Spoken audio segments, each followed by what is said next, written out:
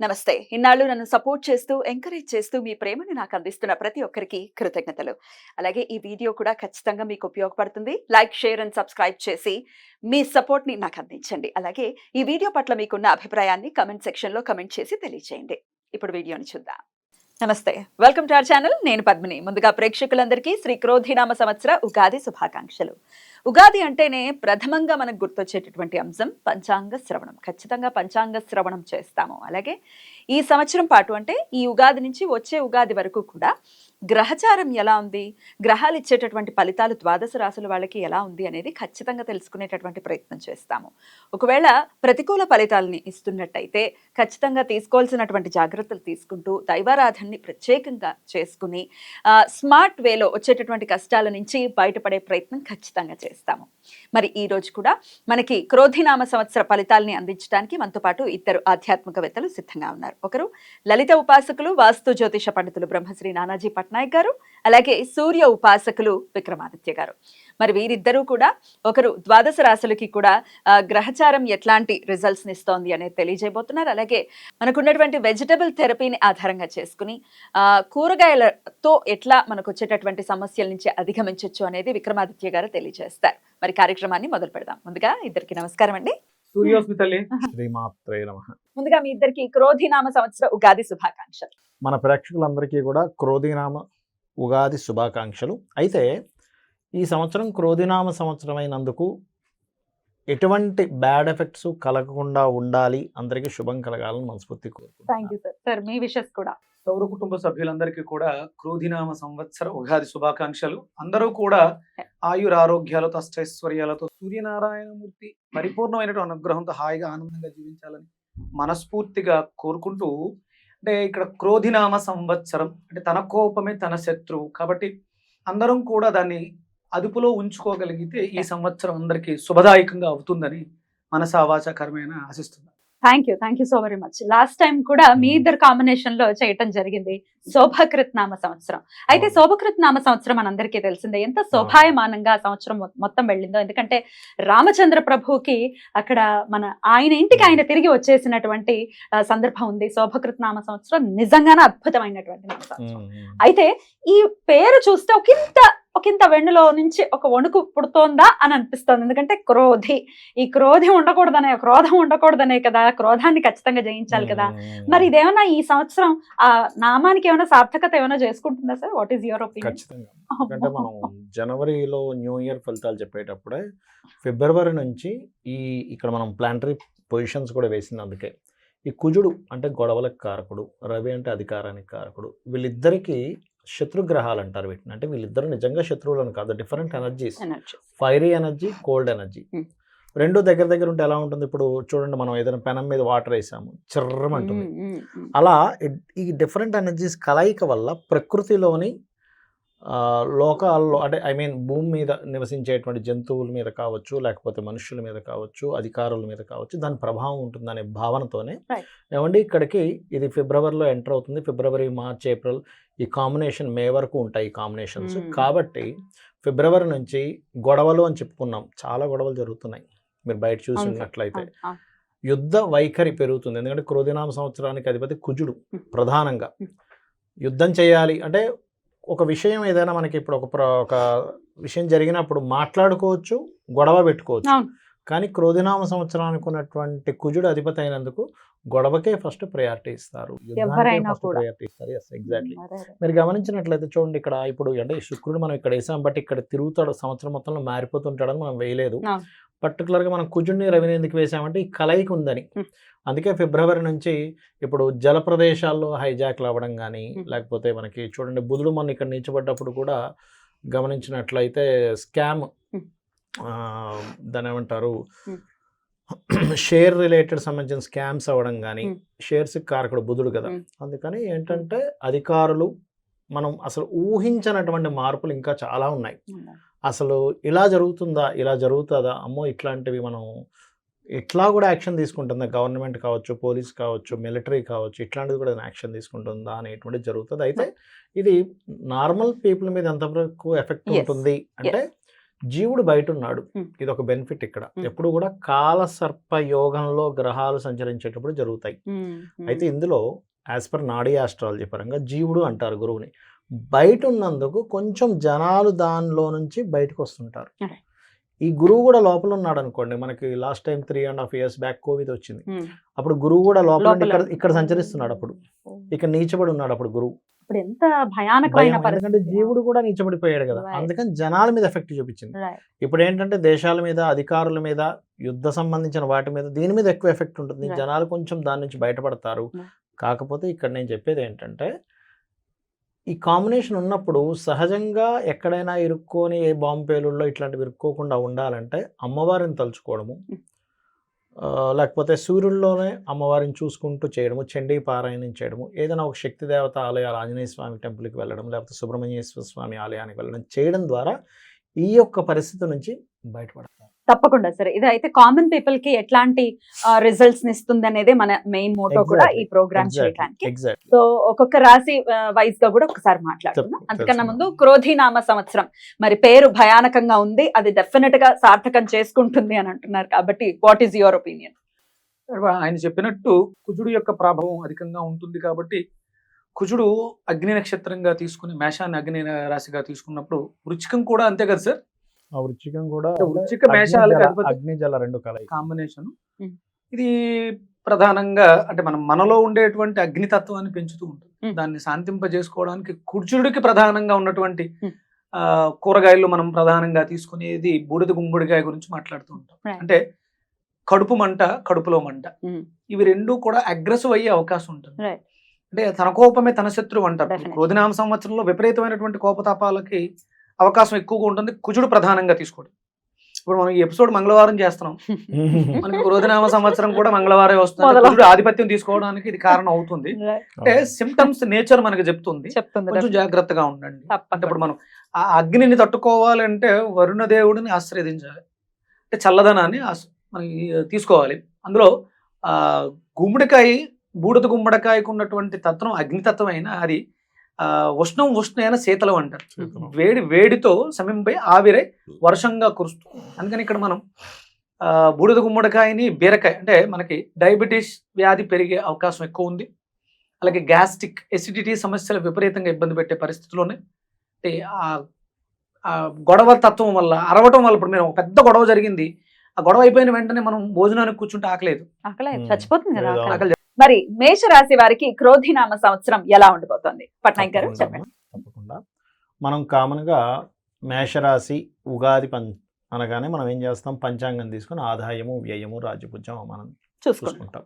కాకపోతే ఇక్కడ ఇచ్చినటువంటి వాటిని చూసి కంగారు పడక్కర్లేదని చెప్తాను నేను, నా ఎక్స్పీరియన్స్ వల్ల, ఇన్ని సంవత్సరాల ఎక్స్పీరియన్స్ వల్ల. ఇక్కడ మనకి మేషరాశిది మనం ముందుగా చూసుకున్నట్లయితే 8, 14, 4, 3గా ఉంది. అంటే 8 ఆదాయము, వ్యయం 14. అంటే ఒక 8 లక్షలు సంపాదించాడు సంవత్సరం మొత్తం కలిపి, 14 లక్షలు ఖర్చా అని అనిపిస్తూ ఉంది. అలాగే రాజ్యపూజ్యం, అవమానం అంటే మనల్ని మెచ్చుకునే వాళ్ళ సంఖ్య 4 అయితే మనల్ని ప్రతి దాంట్లో ఒక తప్పు చూపించే వాళ్ళ సంఖ్య 3 ఉంటారు అనుకుందాం ఉదాహరణకి. మరి ఇక్కడ దీన్ని మార్చుకోగలమా, మార్చుకోలేమా, ఇది ఇలాగే పనిచేస్తుందా అంటే దీనికంటే కూడా గొప్పగా మనం జన్మజాతకమే పనిచేస్తుంది. ఇది ఫస్ట్ మీరు బిలీవ్ చేయాలి, అర్థం చేసుకోవాలి. ఎందుకంటే మన పూర్వజన్మ కర్మ బట్టి ఉంటుంది, రైట్? మరి దీన్ని ఏమైనా మనం సెట్ చేసుకోవచ్చా అంటే ఖచ్చితంగా సెట్ చేసుకోవచ్చు. ఇప్పుడు మేషం ఉంది, మేషం వారికి ఆదాయాన్ని ఇచ్చేవాడు 2వ అధిపతి అవుతారు. కాబట్టి ఈ 2లోకి గురువు వెళ్తున్నాడు. అయితే 12వ అధిపతి 2లోకి వెళ్తున్నందుకు ఖర్చులు అని చెప్తూ ఉంటాడు. అయితే ఇక్కడ 12వ అధిపతి 2లోకి వెళ్తున్నప్పుడు ఆన్లైన్ త్రూగా కానీ విదేశీ ధన యోగాన్ని కూడా ఇస్తాడు. అంటే వీళ్ళ యొక్క ఖర్చును ఎలాగా తగ్గించుకునేది చేసుకుంటారు, కానీ ఆదాయం ఎలా పెంచుకోవాలి అంటే విదేశీ సంబంధం లేదా ఆన్లైన్ త్రూగా ఆదాయాన్ని పెంచుకోవడము, దక్షిణామూర్తి యొక్క స్తోత్ర పఠనము లేదా అమ్మవారి యొక్క నామస్మరణ. ప్రత్యేకంగా ఇక్కడ ఆదాయం గురించి మనం మాట్లాడుకున్నాం కాబట్టి పర్టికులర్గా లలితా సహస్రనామాల్లో నవవిద్రమ బింబశ్రీ ఞక్కారి రదనచ్చదాయ నమః అనేటువంటి నామం కనుక చేసుకున్నట్లయితే బాగుంటుంది. అదేవిధంగా ఇప్పుడు మనకి చూడండి, రాజపూజ్యం, అవమానం గురించి మాట్లాడుకున్నాం. రాజపూజ్యం ఏమో 4, అవమానం 3 ఉంది కాబట్టి పర్లేదు. కాకపోతే కొంచెం అవమానించే వాళ్ళ సంఖ్య తగ్గించుకోవాలంటే ఈ మేషం వారు ఏంటంటే కాస్త విష్ణు సహస్రనామాల్లో ఓం మాధవాయ నమః, ఓం మధుసూదనాయ నమః ఖచ్చితంగా వీళ్ళకి ఈ ప్రభావం తగ్గిస్తుంది. అయితే ఇక్కడ మిగతా గ్రహాల యొక్క స్థితి ఎలా ఉంది, వీళ్ళకి అసలు ఏమిటి, అసలు డూస్ డోంట్స్ ఏంటి, అసలు ఏం చేయాలి, ఏం చేయకూడదు, అదే ప్రధానం. ఎప్పుడైనా మేషలగ్నం వాళ్ళు గుర్తుపెట్టుకోండి, మేషంలో ఒక వ్యక్తి జన్మించాడు అంటే అతను ఎందులో ఇరుక్కుంటాడు లైఫ్లో మెయిన్గా అంటే ఒకరికి అప్పు ఇవ్వడం ద్వారా ఇరుక్కుంటాడు వ్యక్తి. ఎవరి దగ్గర నుంచి అప్పు తీసుకోవడం లేదా అప్పు ఇవ్వడం ద్వారా, బికాస్ ఆఫ్ పూర్వజన్మ కర్మంతా 6th హౌస్ బుధుడు రూల్ చేస్తూ ఉంటాడు. ఈ పర్టికులర్ ఇయర్లో మేషం నుంచి 6th హౌస్లో కేతు ఉన్నాడు అంటే ఇంకా ఇరుక్కునే ఛాన్సెస్ ఎక్కువగా ఉంటాయి. అందుకని పొరపాటును కూడా ఎంత అవసరం వచ్చినా అప్పు ఇవ్వకండి, తీసుకోకండి, ఇంకా తప్పదు అనుకునే తప్ప. కానీ కొంతమందికి ఇదే పని ఉంటుంది, చిట్ ఫండే నడుపుతారు, అప్పుడు తప్పదు కదా. అప్పుడు ఏం చేయాలి అంటే విష్ణు సహస్రనామాలు, గణపతి ఆరాధన చేస్తే అందులో ఇరుక్కోకుండా ఉంటాడు మనిషి. ఇది గుర్తుపెట్టుకోండి ఒకటి. రెండవది ఏమిటి అంటే ఇక్కడ డూస్ అండ్ డోంట్స్లో మధ్యవర్తిత్వంగా ఉండేటువంటి విషయాలు ఒకటి, అప్పులు ఒకటి, ఈ రెండు అయిపోయిన తర్వాత వీరికి పర్టికులర్గా ఈ 2వ స్థానంలో గురువు ఉన్నందుకు ఈ 12వ అధిపతి, ఇందాక మనం ఖర్చుల గురించి మాట్లాడుకున్నాం కదా, కాబట్టి ఇన్వెస్ట్మెంట్స్ చేసేటప్పుడు బయట దేశాల్లో ఇన్వెస్ట్మెంట్స్ ఈజ్ గుడ్, ఎందుకంటే 12వ స్థానంలో రాహు ఉన్నాడు కాబట్టి. బట్ ఇక్కడ లోకల్గా ఇన్వెస్ట్మెంట్ చేసేటప్పుడు మాత్రం కాస్త చూసి చేయాలి. లేనట్లయితే ఏమవుతుందంటే వీళ్ళు ఎందులో ఇన్వెస్ట్మెంట్ చేశారు, అది అయ్యో ఇప్పుడు అనవసరంగా ఎక్కువ పెట్టి ఇన్వెస్ట్మెంట్ చేసామే, అనవసరంగా ఎక్కువ పెట్టామనేటువంటిది వస్తుంది కరెక్ట్గా రీసెర్చ్ చేసి చేయకపోతే. ఇది గుర్తుపెట్టుకోండి. మరి వీళ్ళకి కలిసి వచ్చేవి ఏమిటి అనేటువంటిది తెలుసుకుంటే కనుక, ఒకటి మే వరకు ఇక్కడే ఉంటాడు గురువు, మే తర్వాత ఇటు మారుతాడు, మరలా వక్రిస్తాడు గురువు. ఎప్పుడు వక్రిస్తాడు అంటే ఇట్స్ వెరీ క్లియర్, మనకి ఈ రవి ఇక్కడ సంచరించేటప్పుడు వక్రిస్తాడు. అంటే September, middle of the September నుంచి ఫిబ్రవరి వరకు మళ్ళీ వక్రగతిలో ఉంటాడు. అంటే వక్రగతిలో ఎందుకు మాట్లాడుకుంటున్నాము, ఇక్కడ ఉన్నప్పుడు ఎందుకు మాట్లాడుకుంటున్నాం అంటే వివాహం, వీళ్ళు కనుక వివాహం కానీ పార్ట్నర్షిప్స్ కానీ మే లోపల చేసుకుంటే మంచిది.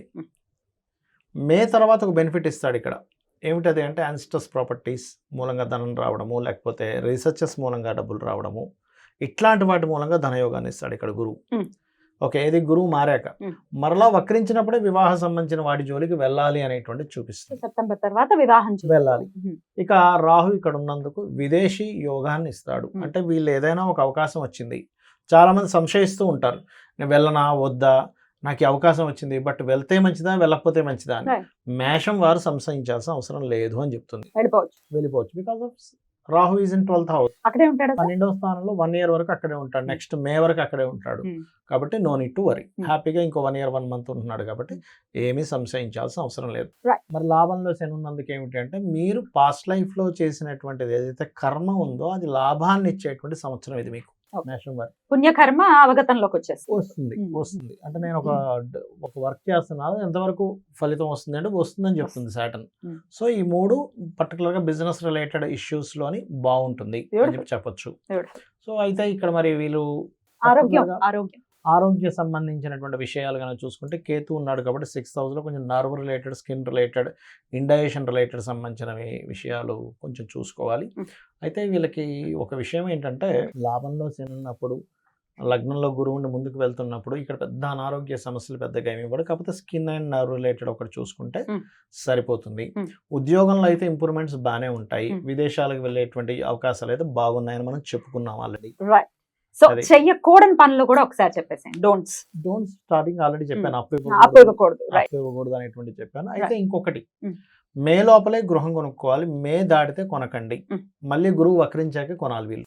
బికాజ్ ఆఫ్ గృహయోగం మేషం వారికి మే లోపలే ఉంది, మే దాటితే మళ్ళీ September, middle of the September నుంచే ఇస్తుంది ఇక్కడ గృహయోగం, అదర్వైజ్ మళ్ళీ అక్కడే పోతుంది. ఇది మెయిన్ గా గుర్తుపెట్టుకోవాలి. Beautiful sir. సో గణపతి ఆరాధన, విష్ణు ఆరాధన ప్రత్యేకించి చెప్తున్నారు. అండ్ సహజంగానే మేషం వారికి ఏంటంటే సూర్య ఆరాధన బ్రహ్మాండంగా పనిచేస్తుంది. 5th లార్డ్ కదా, ఉపాసనా కారకుడు, అందుకని బ్యూటిఫుల్. ఏమంటే విన్నారా? మీరు చెప్పినప్పుడల్లా విదేశం అనగానే ఆవిడ చూసింది, అలాగే పూర్వపుణ్యస్థానం అనగానే నన్ను చూసింది. మీరు చెప్పడం నన్ను చూడడం జరుగుతుంది. అంటే మేషం అనేది నక్షత్ర జాతకులైన. అయితే ఇక్కడ ఇంకొకటి కూడా చెప్పాలి, మర్చిపోయాను. ఈ గురువు ఇక్కడ ఉన్నప్పుడు ఏంటంటే సర్వసాధారణంగా మేషం వారికి ఏంటంటే ఈ గురువు ఇక్కడ చూసినప్పుడు కొత్త ఉపాసనలు చేసుకోవడానికి కానీ ఇక్కడ చూస్తున్నప్పుడు అండ్ మే లోపల ఏదైనా సంతానం సంబంధించిన ఇస్తాడు, లేదా అంటే ఎవరైనా సంతానం కోసం ప్రయత్నం చేస్తే, లేదా సెప్టెంబర్ మిడిల్ నుంచి ఇస్తాడు మళ్ళీ, ఎందుకంటే గురు దృష్టి ఉన్నందుకు. సో ఓవరాల్ గా మేషరాశి వాళ్ళకైతే చక్కటి ఇయర్ గానే కన్సిడర్ చేయొచ్చు సార్.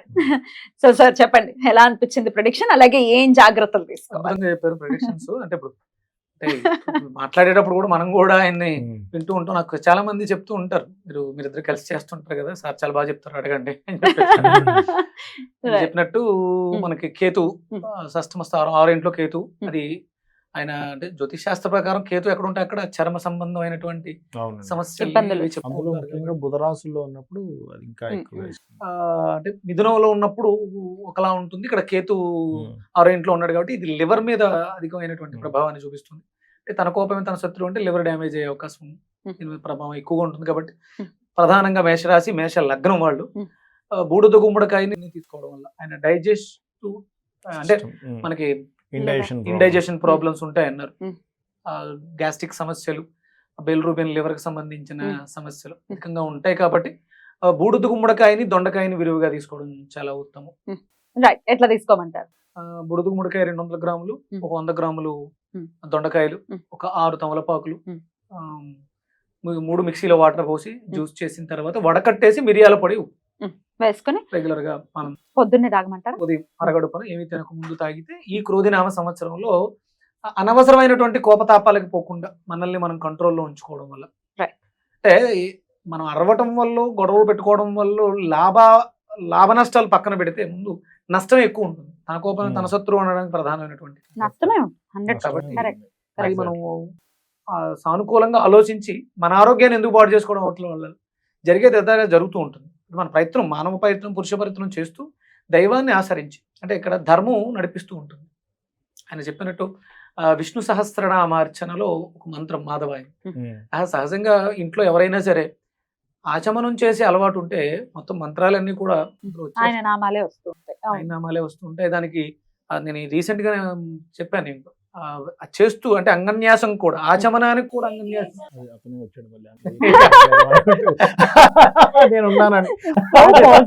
అంటే ఇది ఆపొద్దు చెప్పు, నేను ఆపేద్దాం అనుకున్నాను, ఇవన్నీ ఎందుకులే చెప్పడం. మనం ఆచమనం కేశవాయ స్వాహ, నారాయణ స్వాహ, మాధవాయ స్వాహ, గోవిందాయ నమఃకి మనం నీళ్లు విడిచిపెడతాం.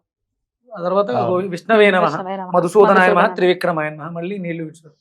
వామనాయ నమః, గోవిందాయ నమః, ఋషికేశాయ నమః, కుడితోడ ఋషికేశాయ నమః, పద్మనాభాయ నమః, దామోదరాయ నమః, సంఘర్షాయ నమః, వాసుదేవాయ నమః, ప్రద్యుమ్నాయ నమః, అనిరుద్ధాయ నమః, పురుషోత్తమాయ నమః, అధోక్షజాయ నమః, నారసింహాయ నమః, అచ్యుతాయ నమః, జనార్దనాయ నమః, ఉపేంద్రాయ నమః, హరియే నమః, శ్రీకృష్ణాయ నమః. మనం అక్కడ మళ్ళీ చేతిలో నీళ్లు తీసుకుంటాం. అంటే మన శాస్త్రం మనం ఇవన్నీ అంటే మన శరీరంలో ఉన్నటువంటి అంగాలన్నింటినీ కూడా కేవలం నోటితో తీసుకున్నటువంటి జలం లోపల ఈ మంత్రాలతో పునీతమై మనల్ని సుభిక్షుల్ని చేస్తుంది అనడానికి హిందూ ధర్మ శాస్త్రం ఒక్కటే ప్రతీకం. ఇంకెంతకన్నా ఏముంది మనం పొద్దుటే చేసే పనుల్లో ఆచమన మంత్రం మన శరీరాన్ని శుద్ధి చేస్తూ ఆత్మని శరీరాన్ని ఏకం చేస్తూ తీసుకెళ్తూ ఉంటుంది. ప్రతినిత్యం అలా చేసుకునే అలవాటు ఉన్న వాళ్ళు ఖచ్చితంగా చేసుకోవాలి. అసలు అయితే పూజ చేసినప్పుడు ఆచమనం చేయకుండా పూజ ఏంటి, ప్రతి ఒక్కరు ఖచ్చితంగా చెయ్యాలి. అందుకని పూజకు ముందు ఫలశ్రుతి కాదు, ప్రారంభమే కరెక్ట్. అది మనకి శృతి ఇవ్వడం జరిగింది కాబట్టి మనం కంపల్సరీ ఇది నేర్చుకోవాలి అందరూ. అయితే ప్రత్యేకించి మేషరాశి వారు సూర్యోపాసన చేయాలి అని చెప్తున్నారు, సూర్యుడిని ప్రత్యేకించి కొలవాలి అని చెప్తూ ఉన్నారు. సో మీరు సూర్యోపాసనలో ఉన్నారు కాబట్టి మేషరాశి వాళ్ళందరూ కూడా ఎలా ఈ సంవత్సరం మొత్తం అసలు ప్రతినిత్యం కూడా సూర్యుడిని ఎలా ఉపాసించమంటారు? అంటే సహజంగా మనకి ఇచ్చినటువంటి అంటే కష్ట సమయంలో యుద్ధం చేస్తున్నాం, యుద్ధరంగమే అంటే మేషరాశి వాళ్ళు కుజుడు ఆధిపత్యంతో సైన్యాధికారం చేపడుతూ ఉంటారు, యుద్ధరంగాల్లో అధికంగా ఉంటారు, పోలీస్ డిపార్ట్మెంట్, మిలిటరీ వీటిలోనే అధికంగా ఉంటారు. కాబట్టి మేషరాశి వాళ్ళు ఇప్పుడు యుద్ధం చేస్తున్నారు. అందుకనే మనకి తతో యుద్ధ పరిశ్రాంతం సమరే చింతయాస్థితం, యుద్ధం ఉన్నాం కాబట్టి గురుగారు చెప్పినట్టు పంచమస్థానం మనం ఏదైతే అనుష్ఠానం ఉంటామో అది ఉండాల్సింది పంచమం కాబట్టి రవిని చెప్పడం జరిగింది. అంటే నేను ఇది మొదలు పెట్టడానికి ముందు నన్ను అందరూ కూడా అంటే నా లగ్నానికి నేను శని వరకు జాతకం కాబట్టి నువ్వు అసలు సూర్యుడిని ఆరాధించొద్దు అని చెప్పిన వాళ్ళు కూడా ఉన్నారు. నేను ఎప్పుడైతే నేను సూర్యుని ఆరాధించడం మొదలు పెట్టాను, ఎంత అద్భుతంగా వచ్చింది నిజంగా. అంటే స్వామి సంకల్పం అది, నేను ఎవరో చెప్పితే కాదు, ఆయన ఆ స్ఫురణ నాకు ఇవ్వడం ద్వారా ఇది సాధించడం జరిగింది. అందుకని అందరం కూడా రవిని ఆరాధించాలి, విధి విధానాలతో ఆరాధించుకోవడం అనేది భగవంతుడు మనకి ఇచ్చేటువంటి వరం. ప్రతినిత్యం ఆదిత్య హృదయం చేయమంటారా? ప్రతినిత్యం ఆదిత్య హృదయం కంపల్సరీ చదవాలి. చదవడంతో పాటు ఉపాసన చేస్తున్నాం అంటే దగ్గరగా ఉన్నాం, మనం ఏదైతే దగ్గరగా ఉన్నామో దాన్ని 10 మందికి పంచి పెట్టడం. మా పంచమ స్థానం ప్రేమ కదా, ప్రేమని పంచడం అంటే మీరు అందరం కూడా సూర్యోపాసన చేయాలి, సూర్య ఆరాధన చేయాలి, ఆదివారాలు మనం శుభ్రంగా చేయాలి. ఎందుకంటే బ్రిటిషర్స్ మనల్ని వెస్ట్రన్ కంట్రీ వాళ్ళు వచ్చి మనల్ని పాడు చేశారు అని చెప్తున్నాం. మరి బాగు చేసుకోవాలనేది కూడా మనలో కలగాలి కదా. ఆ ప్రేమని పంచిపెట్టాలి. ఏదైతే ఇస్తామో అది 10 ఇంతలై తిరిగి వస్తుంది. కాబట్టి మనం సూర్య ఆరాధన చేస్తూ దాన్ని 10 మందికి దగ్గరకు తీసుకెళ్లాల్సిన బాధ్యత కూడా నా మీద ఉన్నట్టు అందరు మేషరాశి వాళ్ళ మీద కూడా ఉంది. అద్భుతం, చాలా చక్కగా తెలియజేశారు. అటు ప్రిడిక్షన్స్, అలాగే చేసుకోవాల్సిన ఆరాధనలు, ఆరోగ్య రీత్యా చెప్పారు. శని ప్రభావం లాభం స్థానంలో ఉంది అని. ఉద్యోగం చాలా బాగుంటుంది, మంచి అవకాశాలు బెండకాయ వస్తాయి. జ్యూస్ తీసుకోవడం ద్వారా అందులో ఇంకొంచెం పరిణితి చెందడానికి అవుతుంది. Right. బెండకాయలని నీళ్ళలో నానబెట్టి నైట్ దాన్ని ఉదయం ఆ నీటిని తీసుకోవడం ద్వారా ఇంకా లాభాలు విరివిగా పొందడానికి అవకాశం ఉంది. బ్యూటిఫుల్. ఇంకొక అద్భుతమైన రెమెడీ కూడా చెప్పేశారు. ఒక విషయం చెప్పండి చెప్తాను, సార్. షేర్ చేసుకుంటాను. Sure. ఇందాక ఇప్పుడు మనకి ఆదిత్య గారు ఎలా అయితే మన శనివర్గ లగ్నం కాబట్టి మీరు సూర్యుని ఉపాసించకూడదని ఎవరు చెప్పారు అన్నారు కదా, అది పూర్తిగా తప్పు. మీరు చెప్పింది కరెక్ట్. ఎందుకంటే నాది కూడా మకర లగ్నం, సూర్యుడు అష్టమాధిపతి అవుతాడు. అయితే నాకు ఒక 10 days బ్యాక్ గ్యాస్ట్రిక్ ప్రాబ్లం వచ్చింది. 3 రోజులు కడుపు ఉబ్బరం. వెంటనే దానికి రెమెడీ ఏమిటి అంటే ఇందాక ఇతను చెప్పినట్టే చక్కగా ఒక బూడిద గుమ్మడికాయ తీసుకొని జ్యూస్లా చేసి, లేకపోతే గుమ్మడికాయనైనా సరే సూర్య భగవాను ముందు పెట్టి, సూర్య భగవానుల్లో కూష్మాండాదేవి ఉంటుంది. కూష్మాండాదేవి అంటారు. ఓం కూష్మాండాదేవి అయిన మహాన్ ఒక 10 నిమిషాలు మంత్రం చదువుకొని జ్యూస్ తాగితే ఇమీడియట్లీ పోయింది. 3 రోజుల నుంచి 3 నిమిషాల్లో పోయిందా? 3 నిమిషాల్లో పోయింది. కూష్మాండ అంటే సూక్తం చూడండి. కూడా ఉంటుంది కదండి. కూష్మాండాదేవి ఉంటుంది, కూష్మాండ సూక్తం ఉంటుంది. నవరాత్రుల్లో కూష్మాండ అమ్మవారు ఉంటుంది. సూర్యుడిని చూస్తూ కనుక కూష్మాండ అమ్మవారిని చేస్తే ఎటువంటి హెల్త్ ఇష్యూస్ రావు. సకల దేవతలు ఆయనలో అమ్మా, కొలువు తీరు ఉన్నారు అది అనడానికి ఇంకంతకన్నా ఎగ్జాంపుల్. అజ్ఞానం. ఆయనలో ఉన్నటువంటి గణాలు 64 గణాలు సూర్యనారాయణ మూర్తిలో ఉన్నాయి. సకల దేవతా స్వరూపుడు. దేవతలు, యక్షులు, గంధర్వులందరూ కూడా ఆయన్ని అప్సరసలు ఆయనతోటే ఉంటారు. ఆయన వస్తుంటే ఆయనకి ఎదురు నిలబడి ఆరాధిస్తూ ఉంటారు. ఇవన్నీ చేస్తూ ఉంటారు. నువ్వు మనది శని వర్గు కాబట్టి నువ్వు సూర్యుని ఆరాధించడం అనేది అజ్ఞానం అనిపించింది నాకు. ఎవరైతే చెప్పారో ఆయన ఇంకా అక్కడే ఉన్నాడు. ఆయన అక్కడే ఉన్నాడు. ఆయనకి కడుపు మంట కడుపులో మంట 2 ఉంటాయి. ఆయన అక్కడే ఉన్నాడు. మనం మాత్రం భగవంతుడు ఆరాధన విషయంలో ఉండవండి. ఉండదు. బీజాక్షరం తీసుకునేటప్పుడు మాత్రం వేరే. మళ్ళీ మీరు అవకాడ చక్రం వేసి మీరు ఏ బీజాక్షరంతో చేయాలి వేరే ఉంటుంది. అదే సూర్యుడిని ఇంకో రక బీజాక్షరంతో చేస్తాం అంతే. శ్లోకాలు మనకి ఇవ్వడం అప్పుడు అది పబ్లిక్ గా చెప్పడం జరిగింది. అగస్త్యుల వారు ఆదిత్య హృదయ స్తోత్రాన్ని రాముల వారి పేరుతో మనకి చెప్పడం, పబ్లిక్ గా చెప్పడం జరిగింది. ఇది నిగూఢం బీజాక్షరాలు కాదు మనం చేసేది. కాబట్టి ఇప్పుడు ఆరాధించకపోతే సూర్యుడు చేసేది ఏది మనం తీసుకోకూడదు. కిరణాలు ఇంకేది జీవమేది అంటే సూర్యోదయ సమయంలో మనం పడుకుని ఉండాలి, ఉండాలి. సూర్యాస్తమైన తర్వాత బయటికి రావాలి. శనివారం జీవితం రివర్స్ అవ్వదు. ఎనీవేస్, ఇద్దరు చాలా అద్భుతంగా మేషరాశి వాళ్ళు తీసుకోవాల్సినటువంటి జాగ్రత్తలు, ఏ ఆరాధన చేయాలి అనేది చాలా అద్భుతంగా వివరించారు. చాలా చాలా కృతజ్ఞతలు. ఇక నెక్స్ట్ ఎపిసోడ్ లో వృషభ రాశి గురించి వారిది అయిపోయింది, మా దగ్గరకు వద్దాం sir. Thank you so much. నమస్తే సార్. నమస్తే సార్.